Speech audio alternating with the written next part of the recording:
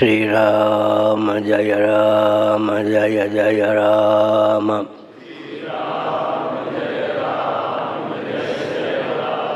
श्री राम जय जय राम।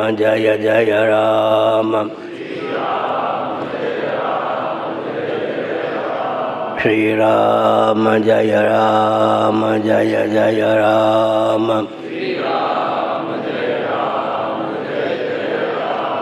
धर्म की अधर्म का प्राणियों में विश्व का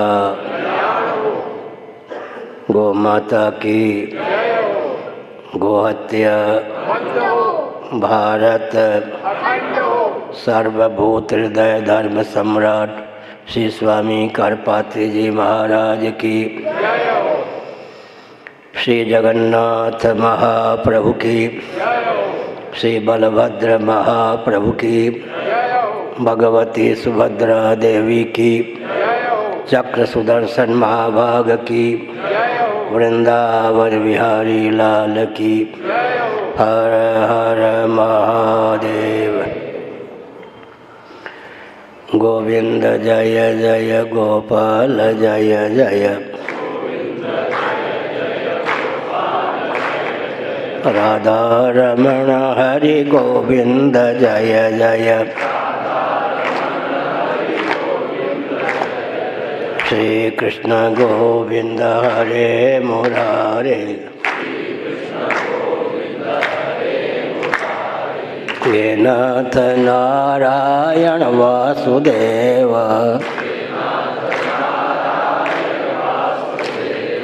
इस बच्चे को एक केला दे दो भाई, 2 केले दे दो, आ जाओ। और भी बच्चे हो, सबको एक एक दे दो, हमें दो। इनकम टैक्स ऑफिसर है। गोविंद जय जय गोपाल जय जय। राधा रमण हरि गोविंद जय जय। श्री कृष्ण गोविंद हरे मुरारे। हे नाथ नारायण वासुदेव। गोविंद जय जय गोपाल जय जय। राधा रमण हरि गोविंद जय जय। गोविंद जय जय गोपाल जय जय।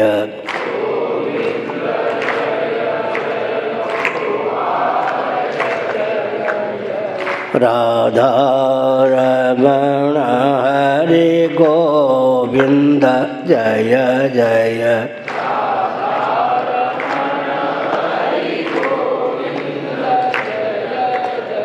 हम हिंदू राष्ट्र बनाएंगे, हम भारत भव्य बनाएंगे। हिंदू सर से मानसर तक, भारत बृहद बनाएंगे। स्वस्तिक चिन्हित सूर्य अंकित,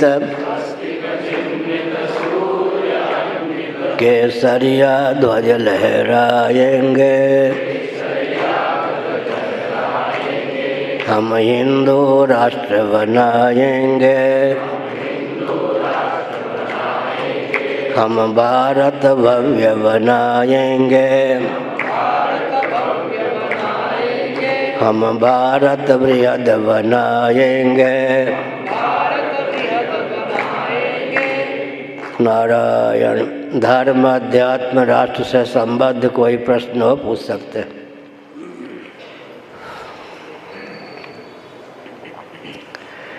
धर्म अध्यात्म राष्ट्र के बारे में कुछ पूछना हो, पूछ सकते हैं। नारायण।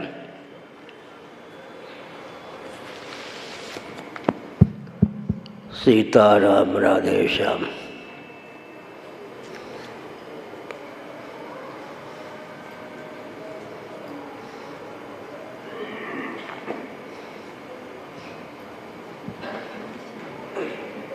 गुरुदेव जी के चरणों में कोटि कोटि प्रणाम। क्या वर्तमान काल में वर्णाश्रम का जो आचरण शास्त्रों ने बताया है, क्या वह अभी संभव है? बैठिए। कलयुग के अंतिम चरण में ब्राह्मण कुल में भगवान कल्कि का अवतार होगा। 4,32,000 वर्ष कलयुग की आयु है। अभी तो कुल 5,000 वर्ष व्यतीत हुए हैं। पलने का बच्चा है कलयुग। कलयुग के अंतिम चरण में ब्राह्मण कुल में भगवान कल्कि का अवतार होगा। तब तक कोई ब्राह्मण वंश पथभ्रष्ट होने से बचा रहेगा, तब तो भगवान का अवतार होगा। दूसरी बात यह है कि America, Britain, Germany, Japan, France जहाँ परंपरा से वर्णाश्रम व्यवस्था विलुप्त है, वहाँ शिक्षा, रक्षा, अर्थ और सेवा के प्रकल्प को क्रियान्वित करने के लिए वैकल्पिक ब्राह्मण, क्षत्रिय, वैश्य, शूद्र बनाने की आवश्यकता है। भारत में जब परंपरा से वर्ण व्यवस्था है, उसे विकृत करने का प्रयास करना उचित नहीं है। भगवद गीता के पहले अध्याय में अर्जुन का वचन सन्निहित है, जाति धर्म कुल धर्म च शाश्वता, कुल धर्म सनातना। संभावित युद्ध के चपेट में आकर कहीं सनातन जाति धर्म कुल धर्म में विकृति तो नहीं आ जाएगी। सनातन जाति धर्म कुल धर्म का कहीं विलोप तो नहीं हो जाएगा। शिक्षा, रक्षा, अर्थ और सेवा के प्रकल्प संतुलित रहे, मातृशक्ति का शील सुरक्षित रहे, बिना गर्भपात के, बिना परिवार नियोजन के जनसंख्या संतुलित रहे। इसके लिए वर्णाश्रम व्यवस्था के अतिरिक्त और कोई व्यवस्था नहीं है। अज्ञान के वशीभूत होकर ही व्यक्ति वर्णाश्रम व्यवस्था की निंदा करता है। रोटी बेटी की मर्यादा के समय तो वर्णाश्रम का खंडन किया जाता है, चुनाव के समय जातिवाद का आलम्बन लिया जाता है। विपरीत बात हुई है नहीं। चुनाव के समय जातिवाद का आलम्बन न लेना चाहिए, लेते हैं। और रोटी बेटी के मर्यादा के समय जाति का खंडन करते हैं। और कोई जाति न माने तो अनेकों मनुष्य में अनुगत जो मनुष्यत्व तो जाति माननी पड़ेगी। पशु में पशु तो जाति तो माननी पड़ेगी। जाति तो मानने की व्यवस्था है। वैशेषिक दर्शन आदि का किसी को विधिवत अध्ययन है तो जाति का खंडन कैसे करेगा। स्थावर जंगम प्राणी ये दो भेद तो मानने ही पड़ेंगे। जंगम प्राणियों में भी स्वेदज, अंडज, जरायुज, मनसी, स्वयंभू का भेद तो मानना ही पड़ेगा। आगे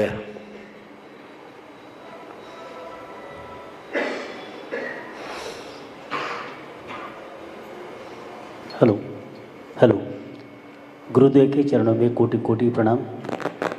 गुरुदेव, आपने अभी कहा कि चतुर्वर्णीय व्यवस्था रहने वाली है, लेकिन समाज में जो अस्पृश्य की जो भावना है तो वह मिटाने के लिए क्या करना चाहिए? कोरोना देवी से पूछना चाहिए अपने शरीर में भी क्या हर समय नाक में हाथ देंगे, गुदा मलते रहेंगे क्या? अपने शरीर में भी छुआछूत है या नहीं? उसको नहीं मानेंगे तो कोरोना देवी चपेट में ले देगी। घृणामूलक नहीं है, वैज्ञानिकता है। और मरीज जहाँ होते हैं संक्रामक, वहाँ सबका प्रवेश नहीं होता। जो चिकित्सक होते हैं वे मरीज को स्वस्थ बनावे, स्वयं मरीज ना बने इसका प्रयास करते हैं। इसलिए अपने शरीर में भी तो स्पर्श का विवेक रखना ही पड़ता है। हर समय बच्चों की बात हो रही है, मुंह में उंगली डालते रहे, गुदा छूते रहे, लिंग छोड़ते रहे मुंह, तो क्या होगा? इसलिए घृणामूलक नहीं है, वैज्ञानिकता है। नारायण। आगे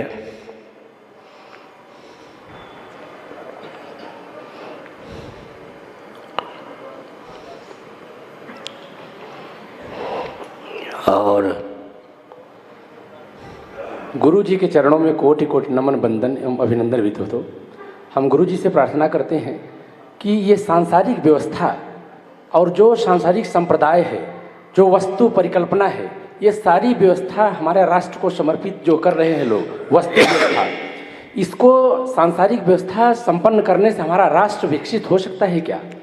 कौन सी व्यवस्था? जो सांसारिक व्यवस्था है, संसाधन, वस्तु और ये दिखावा, ये होने से हमारा ये राष्ट्र विकसित हो सकता है क्या? दिखावा, दम्भ का आश्रय लेना उचित नहीं है। दम्भ ना हो, लेकिन दर्शन, विज्ञान, व्यवहार के आधार पर जो भेद है उसको तो मानना ही पड़ेगा। आँख, कान आदि में तो भेद मानना ही पड़ेगा। ऊंच नीच की बात अभी कही गई, यह ऊंचा है या नीचा है, यह ऊंचा है या नीचा है, इससे नीचा ये है, इससे नीचा ये है, इससे नीचा नीचे का भाग है। शरीर में भी तो अगर ऐसा कर दिया जाए तो, ये गड्ढे आदि मिटा दिए जाए तो लुंज पुंज व्यक्ति सिद्ध होगा या नहीं। इसलिए जितने अंशों में दर्शन, विज्ञान, व्यवहार के लिए उपयोगी भेद है, उतने अंशों में मानना आवश्यक है। ध्यानपूर्वक सुनिए। उपाय सोवताराय, उपाय सोवताराय, मांडूक्य कारिका, गौड़पादाचार्य भाग। सृष्टि जो है सृष्टा के स्वरूप में मनोनिवेश के लिए है। पार्थिव प्रपंच का आलम्बन लेकर पृथ्वी तक, पृथ्वी का आलम्बन लेकर जल तक, जल का आलम्बन लेकर सन्निकट निर्विशेष उपादान कारण अग्नि तक, अग्नि का आलम्बन लेकर वायु तक, वायु का आलम्बन लेकर आकाश तक, आकाश का आलम्बन लेकर बीजावस्था अव्यक्त तक, अव्यक्त का आलम्बन लेकर सनातन अव्यक्त, अक्षर अव्यक्त आत्मा तक पहुँचने का सोपान है। असतो माँ सद्गमय, तमसो माँ ज्योतिर्गमय, मृत्योर्मा अमृतम गमय। अन्नमय कोश, फिर प्राणमय कोश, फिर मनोमय कोश, फिर विज्ञानमय कोश, फिर फलात्मक आनंदमय कोश, फिर बीजात्मक आनंदमय कोश। परोवरीय क्रम से परमात्मा तक मन को पहुँचाने की आवश्यकता है। आगे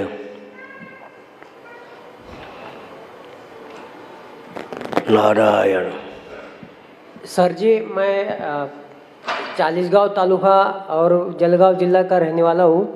सर जी, मेरा ऐसा जो होता है कि मैं सत्वगुण में रहता हूँ। जब सत्वगुण से तमोगुण में आ जाता हूँ, तमोगुण से रजगुण में आ जाता हूँ, तो जब रजगुण में से आने से सत्वगुण में कैसे आ सकता है सर जी? बैठिए। प्रकाशम च प्रवृत्तिम च मोहमेव च पांडव, न द्वेष्टि संप्रवृत्तानि न निवृत्तानि कांक्षति। भगवद गीता 14वां अध्याय, भगवान श्री कृष्ण का वचन। सुसुप्ति तो तमोगुण की प्रगल्भता की दशा में ही संभव है। ब्राह्म मुहूर्त में सत्वगुण का उत्कर्ष होता है, सूर्योदय के बाद रजोगुण का उत्कर्ष होता है, सूर्यास्त के बाद तमोगुण का उत्कर्ष होता है। लेकिन न द्वेष्टि संप्रवृत्तानि न निवृत्तानि कांक्षति। राग द्वेष से रहित व्यक्ति अवस्थाओं के बीच में रहता है, वो अभी अनासक्त होता है, असंसक्त होता है और वाटवी में भटकने से स्वयं को बचा लेता है। आगे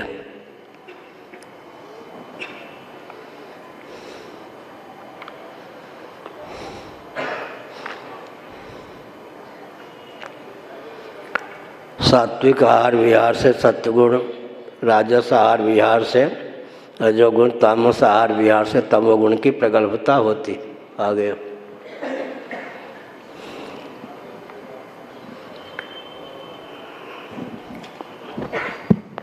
पूज्य श्री गुरुदेव के चरणों में साष्टांग दंडवत प्रणाम। महाराज जी, हिंदू राष्ट्र की संकल्पना क्या है?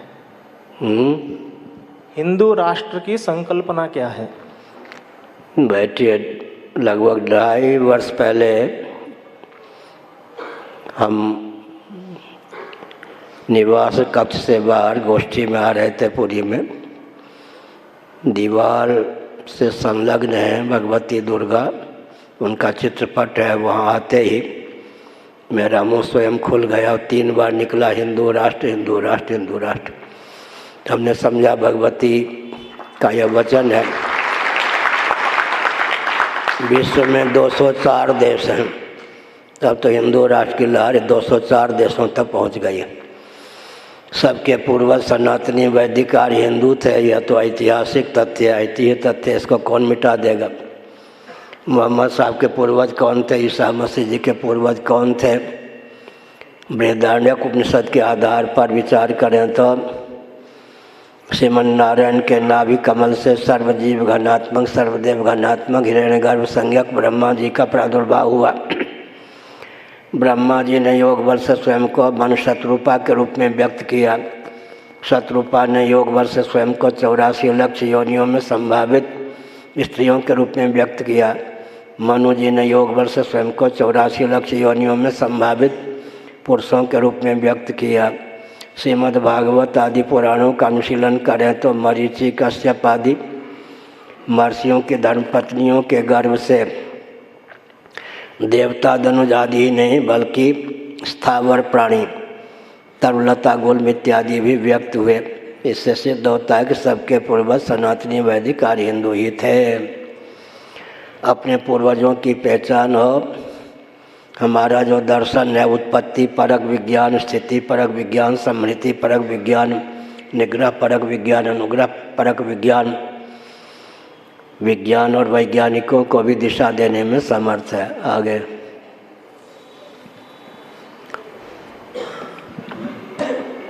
नारायण जगत गुरु के चरणों में शतकोटि प्रणाम। मेरा एक जिज्ञासा है, आप विनंती करता हूँ उसमें मार्गदर्शन कीजिए। सत्य सनातन धर्म के पालन में हम कट्टरता हमारी कैसे बढ़ाए या दृढ़ता कैसे बढ़ाए? धन्यवाद। नारायण। क्या कहा? फिर बोलिए। सनातन धर्म के पालन में दृढ़ता कैसे बढ़ाई जाए? तीव्रता, दृढ़ता ठीक है, दृढ़ता बैठे। उसके महत्व का ज्ञान हो, जिसके महात्म का ज्ञान होता है उसमें महत्व बुद्धि होती है। जिसमें महत्व बुद्धि होती है उसके प्रति मन समासक्त होता है। आगे अभ्यासाद रमते यत्र। हाँ पूछिए। पूज्य गुरुदेव जी के चरणों में प्रणाम। पूरे भारत में जो गौ हत्या शुरू है वो कब बंद हो जाएगी, कब तक बंद हो जाएगी? बैठिए। पहली बात यह है कि बैलगाड़ी अब पसंद नहीं है ना लोगों को। ट्रैक्टर, ट्रक, मालगाड़ी, रेलगाड़ी, तो बैलों की उपयोगिता लुप्त कर दी गई। जिसकी उपयोगिता लुप्त कर देते हैं महायांत्रिक युग में,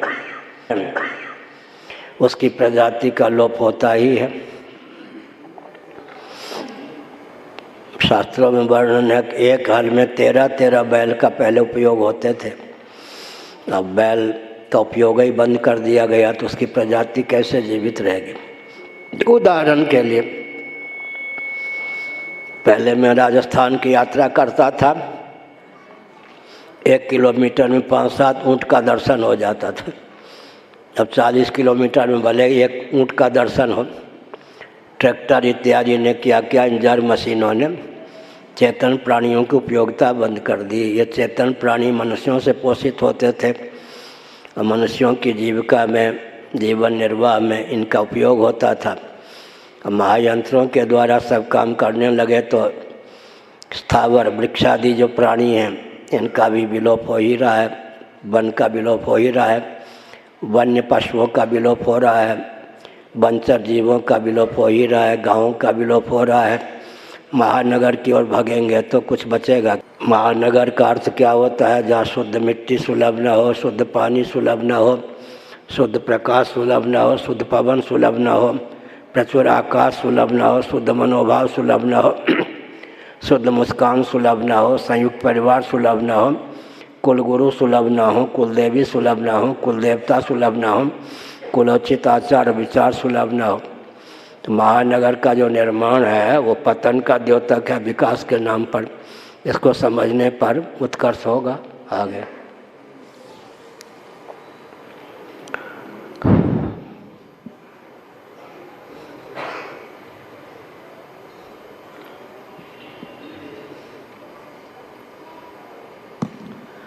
गुरुदेव के चरणों में फिर से एक बार विनम्र अभिवादन।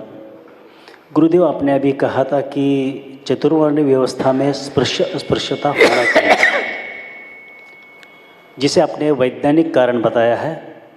लेकिन संत तुकाराम महाराज कहते हैं, विष्णुमय जग वैष्णवांचा धर्म, भेदाभेद अमंगळ, कोणाच्याही जीवाचा न घडो मत्सर, वर्म सर्वेश्वर पूजनाचे। अब संत तुकाराम जो कहते हैं वह सत्य है या आप कहते हैं वो सत्य है? दोनों में विरोध कहाँ से आपने मान लिया? मैं जो कुछ कहता हूँ वेदादि शास्त्र सम्मत कहता हूँ। तुकाराम जी ने जो कुछ कहा वेदादि शास्त्र सम्मत का, आपने विरोध कहाँ से मान लिया? अपनी बुद्धि शुद्ध कीजिए। दोनों को भिड़वाने का क्यों प्रयास करते? मेरी कोई वाणी शास्त्र विरुद्ध होती है क्या? विधिवत हमने परंपरा से वेदादि शास्त्रों का अध्ययन किया। आप भिड़वाने का प्रयास करते हो, समझने का प्रयास कम। किस पार्टी के हो आप? आगे तुकाराम जी को, ज्ञान देव जी को सुनिए। एक वृंदावन में उड़ियाबाजी हुए सिद्ध संत माने जाते थे। तो मैंने तो उनका दर्शन नहीं किया, उनके ग्रंथ तो एक ही उपदेश संकलन है, पढ़ा नहीं था। वहाँ के व्यक्ति कहने लगे कि आप जो है उड़ियाबाजी के विरुद्ध बोलते हैं। पूज्य स्वामी अखंडानंद जी महाराज उड़ियाबाजी का अपने को शिष्य मानते थे। मैंने बड़ी सभा में कह दिया, मैंने उड़िया बाबा जी का दर्शन नहीं किया है, उनके उपदेश के बारे में मुझे कुछ पता नहीं है, मैं तो वेदादि शास्त्र सम्मत बात कहता हूँ। अब आप बताइए कि मैं क्या विरुद्ध बोलता हूँ? उन्होंने कहा, न समझने के कारण ये भ्रम है, आप बिल्कुल वेदादि शास्त्र सम्मत बोलते हैं। एक भी शब्द, एक भी वाक्य हमारा वेदादि शास्त्र सम्मत ना हो तो बताइए। तुकाराम जी से भिड़वाना क्यों चाहते हैं? अपने बुद्धि को संयत कीजिए। आगे अध्ययन है नहीं और हम ही पे आरोप लगाते हैं, भिड़ाने का प्रयास करते हैं। आगे आगे और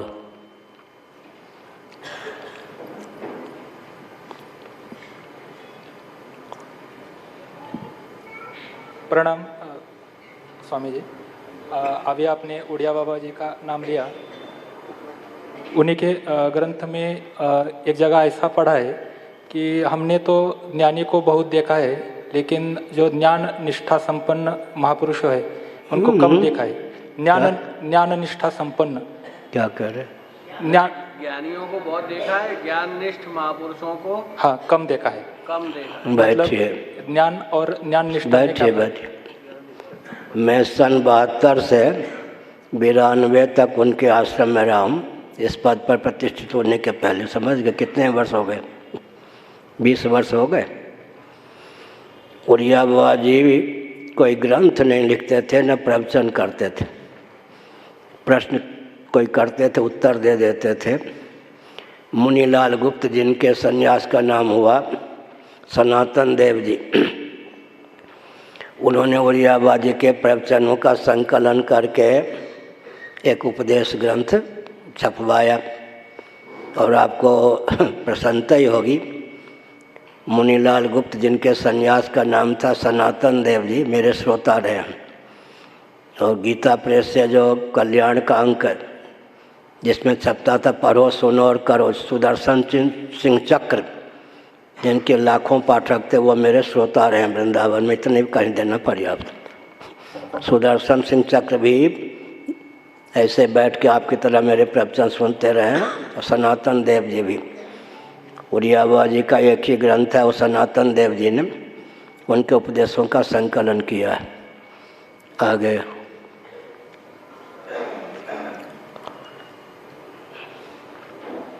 और वो पुराने जो महात्मा होते थे प्राय प्रक्रियावध कम बोलते थे, सीधी बात कह देते थे। लोगों को भ्रम भी हो जाता था, पचती भी नहीं थी उनकी बात। आगे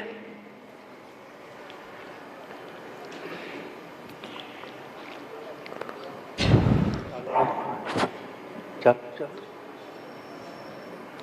नारायण जी, गीता में तो कहा है सर्वधर्मान् परित्यज्य मामेकं शरणं व्रज। तो कौन से धर्म परित्यज्य होते हैं? बैठिए। ये तो धर्म्यामृत मिदम यथोक्तम पर्युपासते धर्म्यम संवादमावयोः। ये भी तो भगवान के वचन हैं। तो गीता धर्मशास्त्र है ही। ये तो धर्म्यामृत मिदम यथोक्तम पर्युपासते और धर्म्यम संवादमावयोः। फिर सर्वधर्मान परित्यज्य मामेकं शरणं व्रज। भगवान की शरणागति, एकमात्र भगवान की शरणागति भी परम धर्म। परम धर्म में निष्ठा के लिए अवान्तर धर्म में अधिकृत व्यक्ति को कल अवान्तर धर्म के त्याग का उपदेश किया गया है। दूसरी बात यह है कि श्रीमद् भागवत के 11वें स्कंध में उद्धव जी को जो भगवान ने अंत में उपदेश दिया, 32 साल बाद श्री कृष्ण अर्जुन संवाद के 32 साल बाद उद्धव और श्री कृष्ण भगवान का संवाद हुआ, जो श्रीमद् भागवत के 11वें स्कंध में अंकित है। वहाँ बहुत बढ़िया व्याख्या है। सर्वधर्मान परित्यज्य, काम नामक पुरुषार्थ की सिद्धि के लिए योग चाहिए। योग की दास्ता, योग माने विषयेंद्रिय संयोग। अर्थ नामक पुरुषार्थ की सिद्धि के लिए वार्ता, आजकल कहते हेलो हेलो, सही है। धर्म नामक पुरुषार्थ की सिद्धि के लिए शास्त्र सम्मत कर्म की दास्ता चाहिए। मोक्ष नामक पुरुषार्थ की सिद्धि के लिए ज्ञान चाहिए। लेकिन याज्ञवल्क्य जी के समान जिसके पति होते हैं, मैत्रेयी आदि का नाम हमने संकेत में लिया, उनको तो पति की उपासना से ही सब फल मिल गया।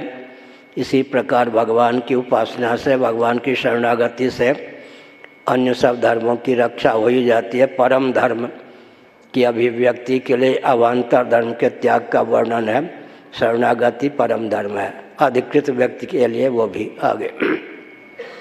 और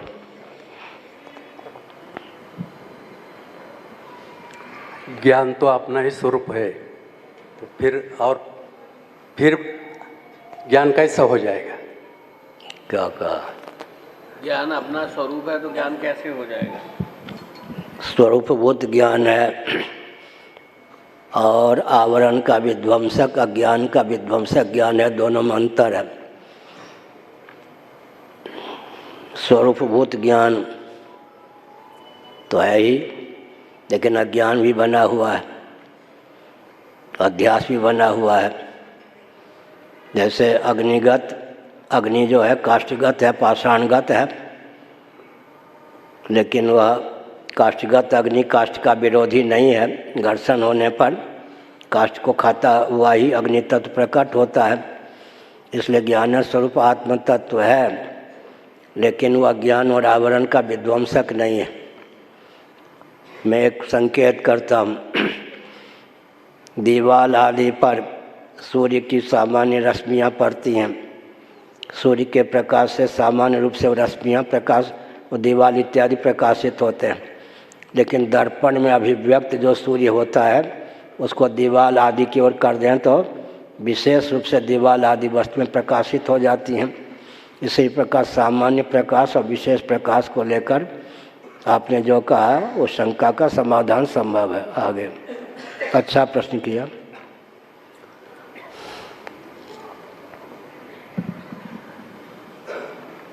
विभाति यस्य भाषा सर्वमेधम, ये श्रुति में सभी आत्माएं है, इसके अलावा कोई है नहीं, तो फिर किसका निवारण के बदले क्या बोलते हैं?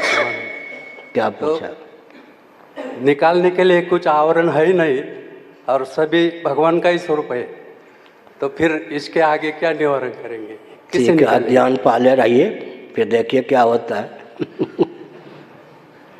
भगवान के अलावा कुछ भी नहीं है तो पाप भी भगवान, पुण्य भी भगवान। पाप का आचरण करने भगवान थोड़े मिल जाएंगे। सर्वम खलिदम ब्रह्म, का ज्ञान कब होता है? धर्म उपासना की घाटी पार करने पर। सब कुछ भगवान ही हैं तो फिर सब कुछ भगवती ही हैं। तो पत्नी के प्रति पत्नी बुद्धि, माता के प्रति मातृ बुद्धि होगी तब तो काम चलेगा, नहीं तो शील की रक्षा कैसे होगी? आगे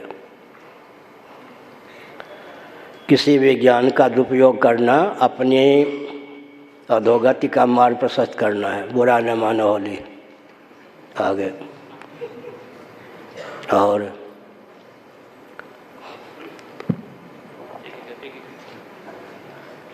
दंडवत प्रणाम। रामकृष्ण हरि, नारायण नारायण। मेरा प्रश्न ऐसा है कि जगतकर्ता भगवान एक ही है, फिर भी लोग धर्म के नाम पर भेद क्यों करते हैं और हमारा ही धर्म श्रेष्ठ है, ऐसा लोग बताते हैं। बैठिए, सुनो आप। आत्म तत्व तो जैसा है वैसा ही है। क्या वस्तु शक्ति ज्ञान की अपेक्षा नहीं रखती, लेकिन आत्मा को लेकर मान्यता अलग अलग है या नहीं? वैशेषिकों का, नैयायिकों का जो आत्म तत्व है, निकेश जी चले गए? काम से गए। अच्छा, वैशेषिकों का, नैयायिकों का जो आत्म तत्व है वो स्वतः सत्य नहीं, स्वतः चित्त नहीं, स्वतः आनंद नहीं। सत्ता सामान्य के योग से सत्य है, ज्ञान नामक गुण के योग से चित्त है, आनंद नामक गुण के योग से आनंद है। तो आत्मा को लेकर मान्यता में आकाश पाताल का अंतर है। आत्मा तो जैसे आत्म तत्व जैसा है वैसा ही है। इसी प्रकार ब्रह्म तत्व को लेकर भी मान्यताएं पृथक पृथक हैं। कोई ब्रह्म को मानता है, कोई नहीं मानता। ईश्वर सांख्यवादी तो ईश्वर को ही नहीं मानते हैं। इसलिए प्रस्थान वेद नामक ग्रंथ का अनुशीलन कीजिए। श्री मधुसूदन सरस्वती महाभाग द्वारा विरचित कबीरदास जी ने लिखा, सभी सयाने एक मत। श्रीमद् भागवत के 11 स्कंद में कहा गया है, विदुषाम किम अशोभन। अशोभन कुछ नहीं विद्वानों के लिए, इसलिए सामंजस्य साधने की आवश्यकता है। गुरुमुख पंजाब में गुरुमुखी लिपि, गुरु ग्रंथ साहब गुरुमुख विद्या है। अपने आप तो कुछ का कुछ समझ में आ जाएगा। आगे गुरुदेव जी के चरणों में प्रणाम। अहम ब्रह्मास्मि ये जो बोध है, इसको दृढ़ कैसा बनाएं? बैठिए। एकांत में तत्वज्ञ मनीषी साधन चतुष्टय संपन्न अधिकारी को इसका उपदेश करते हैं। बड़ी सभा में महावाक्यों का अर्थ करना उन्मत्तता का परिचय सबसे गोपनीय विद्या है। बड़ी सभा में धर्म का निरूपण करना चाहिए, भक्ति का निरूपण करना चाहिए, राष्ट्र के उत्कर्ष का निरूपण करना चाहिए। महावाक्य की व्याख्या बड़ी सभा में नहीं की जाती, उन्मत्तता का द्योतक। पचा भी नहीं पाएंगे सब इस ज्ञान को। आगे और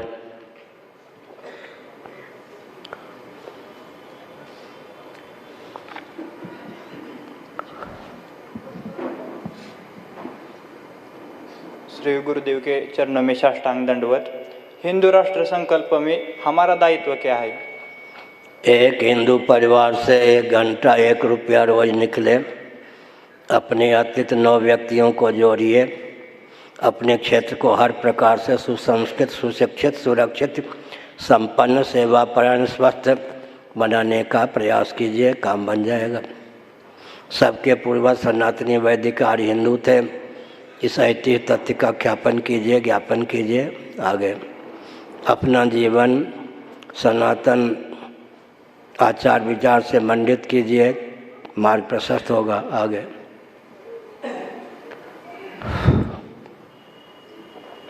पूछिए। उधर, अच्छा इधर, ठीक है। आप कहिए, फिर उधर पीछे चेयरमैन है उधर। दंडवत स्वामी जी। श्रीमद् भागवतोक्त जो भक्ति है और ईशादी उपनिषदों में जो उपासना बताई है, उसमें क्या अंतर है क्या? कोई अंतर नहीं है। प्रस्थानत्रयी का तात्पर्य कई ब्रह्मसूत्र उपनिषदों और गीता के आधार पर ब्रह्मसूत्र की रचना हुई है। गीता और उपनिषद उपजीव भी हैं ब्रह्मसूत्र के। तीनों का तात्पर्य कई, समस्त वाङ्मय वैदिक वाङ्मय का तात्पर्य कई है। ऋग्वेद से लेकर हनुमान चालीसा तक का तात्पर्य कई। आगे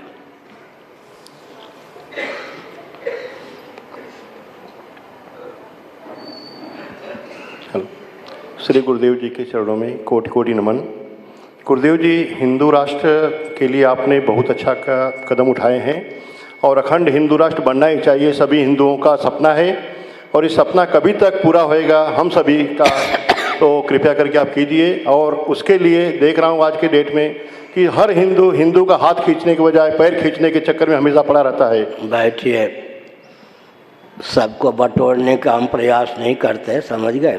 कार्य करने की विधा होती है। जिन व्यक्तियों का जन्म ही स्वस्थ क्रांति के लिए हुआ है उनका संकलन कर लेते। क्या विश्वामित्र जी राम जी के पास स्वयं पहुंच गए।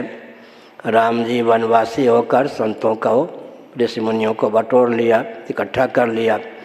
सब पर हाथ हम नहीं रखते। जिनका जन्म ही स्वस्थ क्रांति के लिए हुआ है वो व्यक्ति स्वयं खींच कर आते हैं। ये तो 5 साल की आयु में मेरे पास आ गए थे। निकेश जी यहाँ बैठे थे, वो भी बीकॉम हैं, ये भी डिग्री कॉलेज वन महाराज के विद्यार्थी रहे, ये एमए हैं। तो हमने संकेत किया कि जिनका जन्म ही इस कार्य के लिए हुआ है वो खींच के आ जाते हैं, अब वो हमको मिल भी जाते हैं और मिल भी रहे हैं। आगे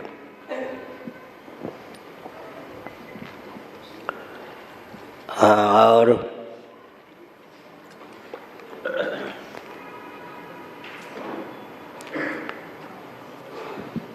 दस मिनट और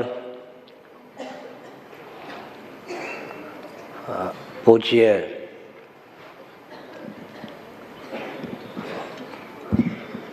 रामकृष्ण हरि, गुरु जी के चरणों में साष्टांग दंडवत। मेरा प्रश्न ये है कि अभी हम जो वर्तमान में देख रहे हैं कि अब मैं जो प्रश्न पूछ रहा हूँ वो मेरे बारे में बहुत से लोगों के मन में द्विधा, मतलब बहुत ऐसा समझ से बाहर होगा, लेकिन गलत समझेंगे मुझे कुछ लोग। लेकिन एक युवक होने के नाते राष्ट्र के बारे में मेरा कुछ कर्तव्य बनता है। तो अभी की घड़ी हमें देखें तो जो राजनीति चल रही है वो धर्म के आधार पर चल रही है। मेरा प्रश्न ये है, राजनीति में धर्म होना चाहिए या धर्म में राजनीति होनी चाहिए? बैठिए, महाभारत का अध्ययन कीजिए। राजधर्म पर्व है। राजनीति 1, राजधर्म 2, दंड नीति 3, अर्थ नीति 4, क्षात्र धर्म 5। ये पांचों एकार्थक हैं, पर्यायवाचक। समझ गए। महाभारत मत्स्य पुराण आदि का अध्ययन कीजिए। राजनीति, राजधर्म, दंड नीति, अर्थ नीति, क्षात्र नीति, क्षत्रियों का धर्म। इसलिए पर्यावरण के अविरुद्ध और अनुकूल विकास की परिभाषा हो, पर्यावरण और विकास के अविरुद्ध और अनुकूल राजनीति की परिभाषा हो, तब जाकर उत्कर्ष हो सकता है। तीनों को मिलाकर हमने वाक्य बोला था, सुसंस्कृत, सुशिक्षित, सुरक्षित, संपन्न, सेवापरायण, स्वस्थ, सभ्यताप्रद व्यक्ति और समाज की संरचना सनातन वैदिक वाङ्मय के अनुसार राजनीति की परिभाषा है।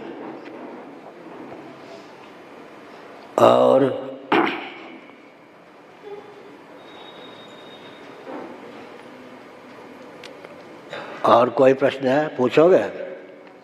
नहीं, हो गया फिर? और कोई प्रश्न? आप पूछिए।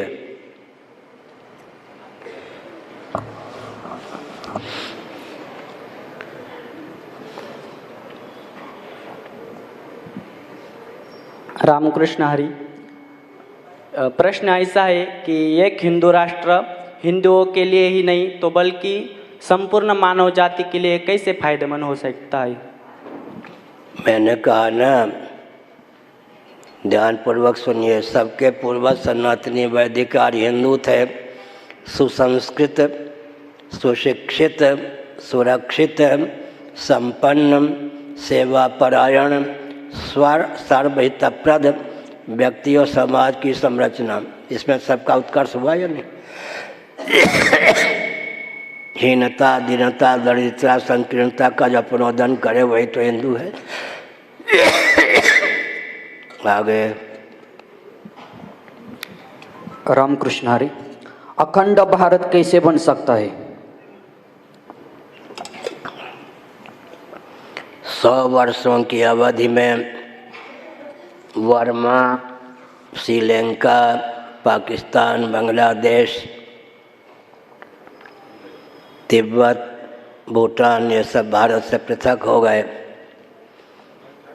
भारत इतना बुलंद हो कि स्वयं अतिरिक्त जो क्षेत्र हैं उनके व्यक्ति भारत के आदर्श को आदर्श माने, अपने अस्तित्व आदर्श की रक्षा ले कटिबद्धता का परिचय दें तो अखंड भारत होगा ही। लाठी गोली बम बारूद के बल पर नहीं, आस्था के बल पर, दर्शन के बल पर, विज्ञान के बल पर, व्यवहार के बल पर। सनातन धर्मियों का परंपरा प्राप्त भोजन, वस्त्र, आवास, शिक्षा, स्वास्थ्य, यातायात, उत्सव, त्यौहार, रक्षा, सेवा, न्याय, विवाह का प्रकल्प, इस रॉकेट, कंप्यूटर, एटम, मोबाइल के युग में भी सर्वोत्कृष्ट है। पूरा विश्व मानता है। विवाह का ही ले लीजिए, परलोक तक का संबंध है यहाँ पर, और वहाँ तो तलाक पर तलाक। सनातन धर्मियों का भोजन, विज्ञान, वस्त्र विज्ञान, आवास, शिक्षा, स्वास्थ्य, यातायात, उत्सव, त्यौहार, रक्षा, सेवा, न्याय, विवाह का विज्ञान, इस रॉकेट, कंप्यूटर, एटम, मोबाइल के युग में सर्वोत्कृष्ट है। पूरा विश्व इसको मानता है। आगे हाँ पूछिए, देव भाई उनको दो। अच्छा, फिर उसके बाद उनको देना। गुरुदेव जी के चरणों में कोटि कोटि प्रणाम। ब्रह्मा, परमात्मा और भगवान एक ही है या अलग अलग? क्या कहा? ब्रह्मा, परमात्मा और भगवान एक ही है या अलग अलग है? वदन्ति तत्तत्त्वविदस्तत्त्वं यद् ज्ञानमद्वयं ब्रह्मेति परमात्मेति भगवानिति शब्दयते। श्रीमद्भागवत प्रथम स्कंद अध्याय 2 11वां श्लोक पढ़िए। वदन्ति तत्तत्त्वविदस्तत्त्वं यद् ज्ञानमद्वयं ब्रह्मेति परमात्मेति भगवानिति शब्दयते। गौरी संप्रदाय के अनुसार निर्गुण निराकार का नाम ब्रह्म है, सगुण निराकार का नाम परमात्मा है, सगुण साकार का नाम भगवान। गीता के 4थे अध्याय में अजोपि सन अव्ययात्मा कहकर भगवान ने निर्गुण निराकार स्वरूप का वर्णन किया। मैं भूतों का ईश्वर हूँ कहकर प्रकृति को भी वश में रखता हूँ कहकर सगुण निराकार स्वरूप का वर्णन किया। संभवा में आत्म माया तदात्मानम से जाम्य हम कहकर अपने सगुण साकार स्वरूप का वर्णन किया। भगवान निराकार भी हैं, साकार भी हैं। ब्रह्म, परमात्मा, भगवान लक्षण साम्य से वस्तु साम्य। दूसरी बात है, जो कारण होता है वो कार्य में अनुगति होता है। ब्रह्म की अनुगति परमात्मा में है, ब्रह्म परमात्मा की अनुगति भगवान में है। आगे हाँ पूछिए। गुरुदेव जी के चरणों में प्रणाम। मेरा एक प्रश्न है कि हमारे ऋषि गुणों ने बहुत पुराने ये जो कुटुंब व्यवस्था पवित्र रिश्ते से खड़ी की है, आज के कलयुग में ये कुटुंब व्यवस्था बहुत स्फोटक हो जा रही है, तो वो कुटुंब व्यवस्था वैसे ही पवित्र रखने के लिए कैसे चलना चाहिए? अमेरिका में हर व्यक्ति विक्षिप्त हो रहा है संयुक्त परिवार टूट जाने के कारण। कोई आंसू पोंछने वाला नहीं। इसलिए संयुक्त परिवार का महत्व आज भी है, पहले भी था, आगे भी रहेगा। दिशाहीनता के कारण ही संस्कृति का विलोप हो रहा है। संयुक्त परिवार का टूटना ही, फिर महानगरों में रहेंगे तो विवाह की प्रथा और मर्यादा विकृत हुए बिना नहीं रहेगी। विवाह पर ही सारी संस्कृति निर्भर करती है, वंश निर्भर करता है, देश निर्भर करता है। राजनेता लोग उसी में विकृति ला करके पूरे देश को विकास के नाम पे गड्ढे में डालने का प्रयत्न कर रहे हैं। आगे हाँ पूछना है बच्चों को? नहीं पूछना है तुम्हें? नहीं। जय जगन्नाथ गुरुदेव। यदि केवल नाम जप से ही आत्मकल्याण होगा तो फिर अनेकों ग्रंथ या फिर ज्ञान का अध्ययन करके क्या आवश्यकता है उसकी? नाम जप की विधा है। नाम जप के बल पर धर्म का त्याग नहीं करना चाहिए। तुलसीदास जी ने एक विचित्र बात लिख दी, नामो पाप न जारियो। नाम ने भी पाप को नहीं जलाया, चित्रण किया है विनय पत्रिका में। दूसरी बात है कि अर्थानुसंधान पूर्वक नामस्मरण की विधा है। अभी जो मैं बोल रहा हूँ इसका नाम वैखरी वाक है। कंठित, तालु इत्यादि और नाभि हृदय को मिला लें। 10 संस्थानों के योग से वैखरी वाक की निष्पत्ति होती है। मनोगत वाक से मध्यमा वाक की निष्पत्ति होती है। बुद्धिनिष्ठ मन, मनोनिष्ठ वाक से पश्यंती वाक की निष्पत्ति होती है। आत्माधिष्ठित अव्यक्त भावापन्न बुद्धिनिष्ठ वाक से परावाक की निष्पत्ति होती है। इसलिए जो वैखरी वाक से अर्थानुसंधान पूर्वक भगवान का नाम लेते हैं, भवसिंधु उनके लिए भवसिंधु थाह पा लेते हैं। उसके बाद मध्यमा वाक से लेते हैं, भवसिंधु के पार हो जाते हैं। पश्चंती वाक से लेते हैं, भवसिंधु सूख जाता है। परावाक से भगवान नाम का जप हो जाए तो भवसिंधु आनंद सिंधु के रूप में उल्लसित होता है। आगे अच्छा। जगत गुरु श्री आचार्य जिनके चरण में साष्टांग धन्यवाद। आचार्य जी, ब्रह्म ज्ञान के बाद ज्ञानी के जीवन में भक्ति का क्या महत्व होगा? अद्वैतादपि सुंदरम बोधसार नामक ग्रंथ गीता चौखम्बा से वाराणसी से हिंदी अनुवाद से प्रकाशित है, उसको पढ़िए। बोधसार ज्ञानोत्तर भक्ति पायव ज्ञान भक्ति नहीं तजही रामचरितमानस। और ज्ञानी में जो ज्ञान होता है उसका नाम भक्ति है या नहीं? गीता के 7वें अध्याय के अनुसार ज्ञानी को अभक्त कहा गया है, भक्त। जब ज्ञानी को भक्त कहा गया तो ज्ञानी में जो ज्ञान होता है उसके भक्ति संज्ञा हो ही गई। भक्ति का अर्थ होता है विभक्ति का त्याग कर दे। भक्ति एकत्व का द्योतक है ना भक्ति शब्द।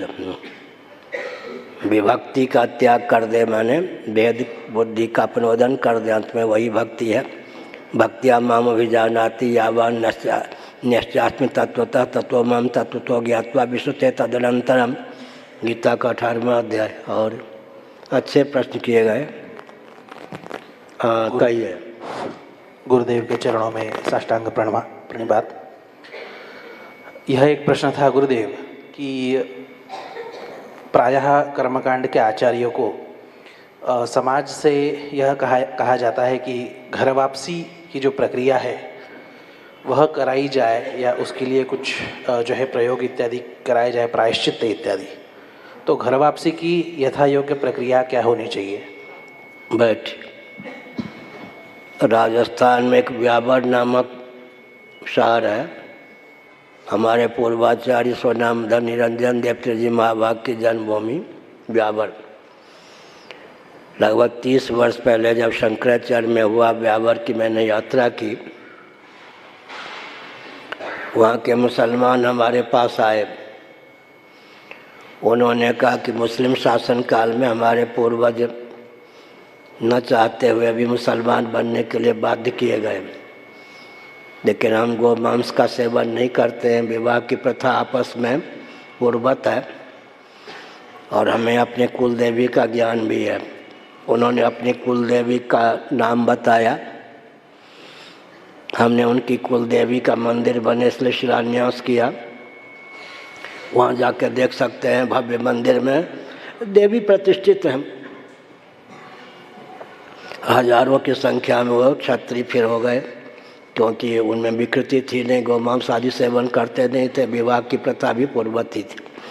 झारखंड में भी 300 से अधिक व्यक्ति पुनः सनातन वैदिक धर्म में प्रतिष्ठित किए गए, और अब तो क्रिश्चियन, कम्युनिस्ट, मुस्लिम तंत्र में भी यह भावना उद्दीप्त हो रही है कि दार्शनिक, वैज्ञानिक, व्यावहारिक धरातल पर वेदादि शास्त्र सम्मत सिद्धांत ही सर्वोत्कृष्ट है।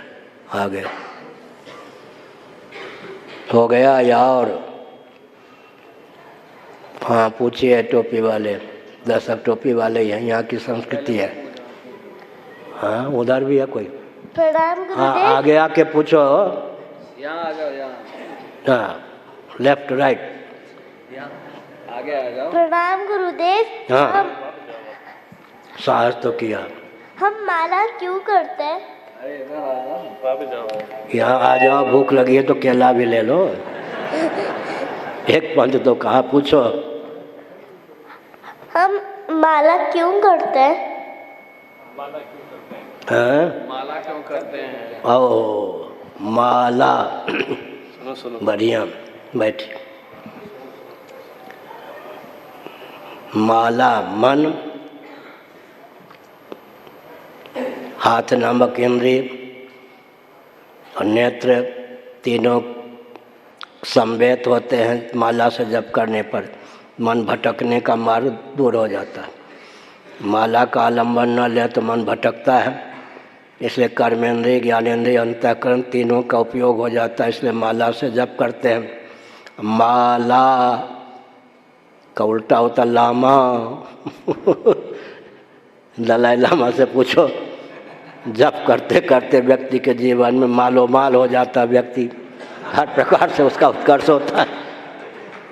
वैश्यों को यही चाहिए ना, क्या वैश्यों को यही चाहिए ना, खूब खजाना। हाँ बैठो, अच्छा पूछो। 5-7 मिनट और।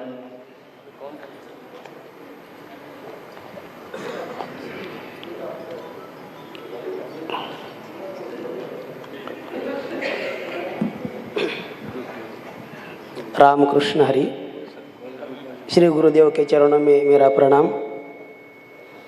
सभी जनों को मेरा प्रणाम। संत ज्ञानेश्वर महाराज जी को मेरा प्रणाम। मेरा पहला प्रश्न है, अनंत ब्रह्मांड यहाँ आप जब कहते हैं तो इसका स्वरूप और विश्व शब्द जब आप कहते हैं इसका स्वरूप कैसा है? दूसरा क्या कहा? अनंत ब्रह्मांड, फिर क्या कहा? विश्व, विश्व शब्द विश्व, जगत, जगत, विश्व, जगत, विश्व, ओम विश्वम।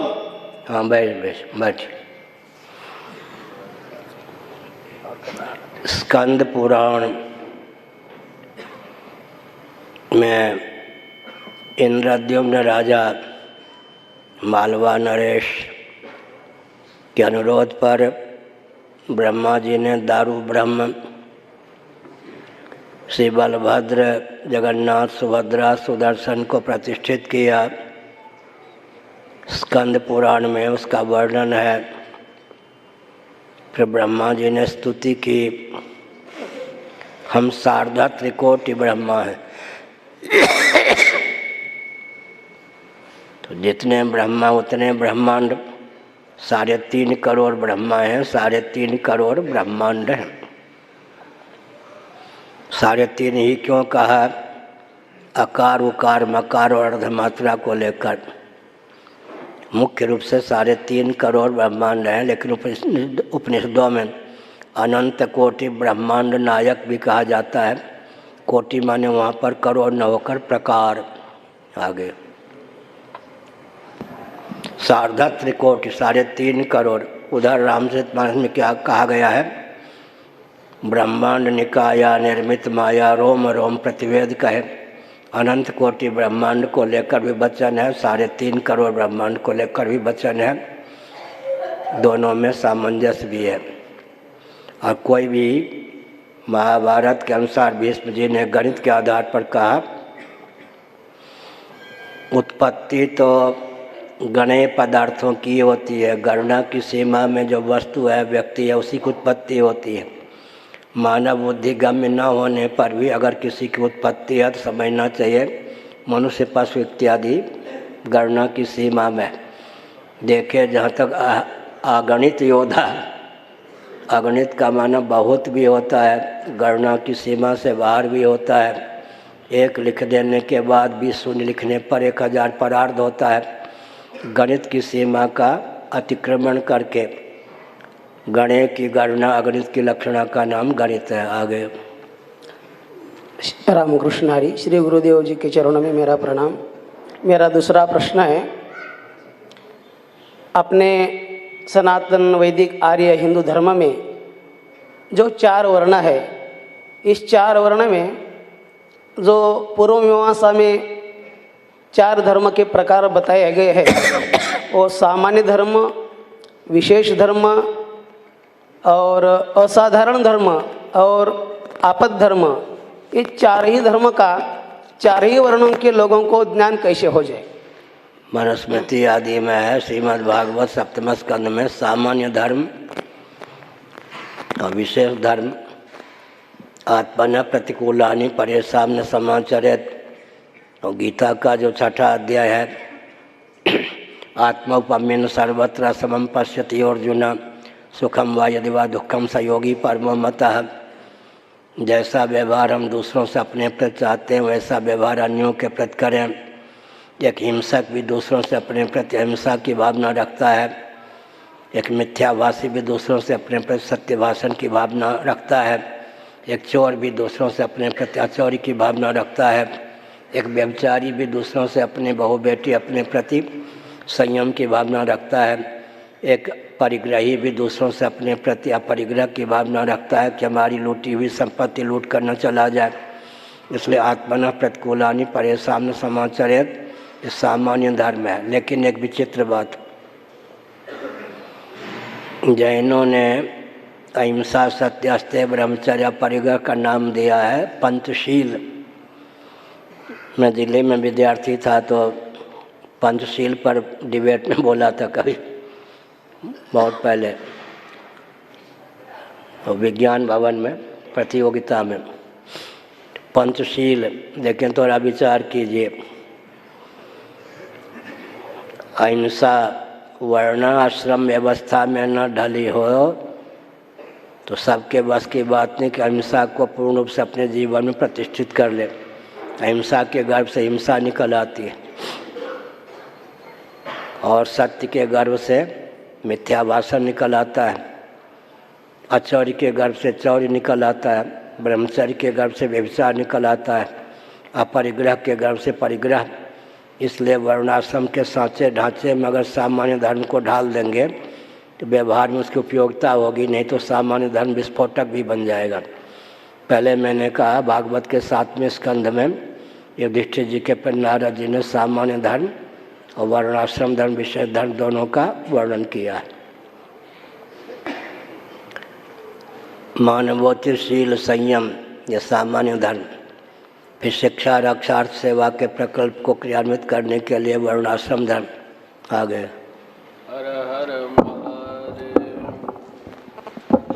श्रीमद् जगत गुरु शंकराचार्य भगवान की, सत्य सनातन धर्म की अधर्म का, प्राणियों में विश्व का